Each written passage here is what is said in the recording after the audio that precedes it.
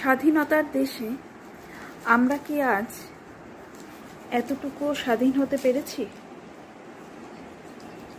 এই যে দুদিন আগে আমরা 15ই আগস্ট পালন করলাম, এত হই হুল্লোড় করে উল্লাসের মধ্য দিয়ে আমরা আমাদের স্বাধীনতা দিবস পালন করলাম ঠিকই, কিন্তু এই দেশের নারীরা আদৌ কি স্বাধীন? এতটুকুও কোথাও স্বাধীনতা নেই এই দেশের নারীদের। যেদিন এই দেশের নারীরা স্বাধীন হবে সেদিনই হবে আসল স্বাধীনতা দিবস। আর সেরকমভাবে কিছু বলার নেই। দোষীদের অতি সত্বর কঠোর থেকে কঠোরতম শাস্তি হোক, এটুকুই দাবি।